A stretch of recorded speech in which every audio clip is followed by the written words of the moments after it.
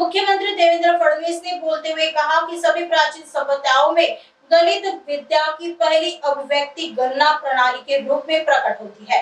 अति प्रारंभिक समाजों में संख्याएं रेखाओं के समूह द्वारा प्रदर्शित की जाती थी। विभिन्न संख्याओं को विशिष्ट संख्यात्मक नामों और चिन्हों द्वारा प्रदर्शित किया जाने लगा। उदाहरण स्वरूप भारत में ऐसा किया गया। हमारी प्राचीन संस्कृति में गणित का एक बहुत ही विकसित स्वरूप हमको देखने को मिलता है। जिस प्रकार से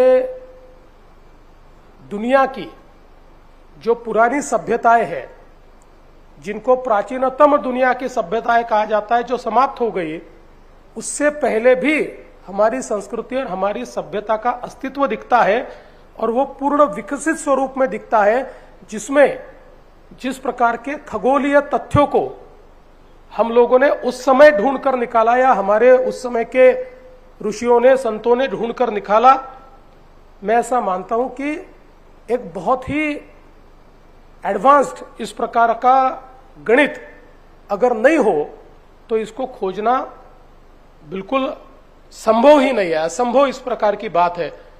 और हर प्रकार के शास्त्र जो हमारे पुराने सारे सभ्यता में, हमारी संस्कृति में विकसित स्वरूप में दिखते हैं, इन सारे शास्त्रों की नींव ये गणित से रखी हुई दिखाई पड़ती है।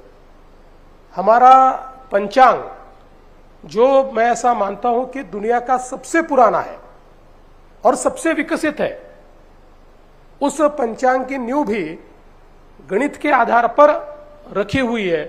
और इसी के चलते दुनिया में इतने सुधारित अवस्था में हमारे देश में जो गणित की परंपरा थी, वो परंपरा शायद अंग्रेजों ने जो नई शिक्षा नीति लाई उसमें कुछ अलग स्वरूप से हमारे सामने आई।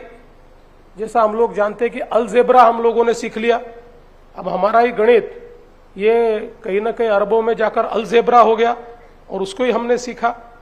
तो मुझे लगता है कि अब ये बहुत जरूरी है कि ये जो हमारी सनातन संस्कृति है, जिसने इतने वर्षों में अखंडित रूप से हमें ज्ञान दिया है, उस ज्ञान को हम पुनर्प्राप्त करें।